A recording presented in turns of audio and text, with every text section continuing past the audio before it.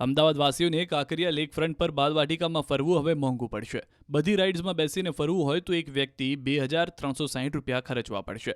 જો કે અમદાવાદના કાંકરિયા લેક ફ્રન્ટ ખાતે આવેલું બાલવાટિકા બાળકો અને પરિવારો માટે લોકપ્રિય મનોરંજન સ્થળ હવે નવા રંગરૂપમાં જોવા મળશે. અમદાવાદ મહાનગરપાલિકા દ્વારા ₹22 કરોડ ખર્ચે PPP ધોરણે રીડેવલપમેન્ટ, મોડર્નાઇઝેશન અને અપગ્રેડેશન કરવામાં આવ્યું છે. બાલવાટિકામાં 22 નવી અને આકર્ષક એક્ટિવિટીઝ ઉમેરવામાં આવી છે.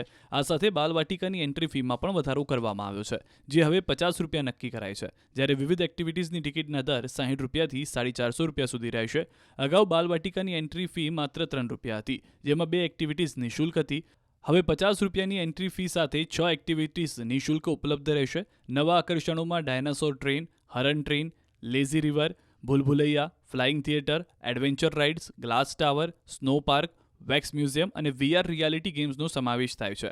આ ઉપરાંત mud bike, robot moving activity અને રોયલ રાઇડ જેવી એક્ટિવિટીઝ બાળકો અને યુવાનોને રોમાંચક અનુભવ અપાવશે. AMCને 27% આવકનો હિસ્સો મળશે. આ નવી સુવિધાઓ અને આકર્ષણો બાલવાટિકાના ગુજરાતના સૌથી નવીન મનોરંજન સ્થળોમાંનું એક બનાવાશે.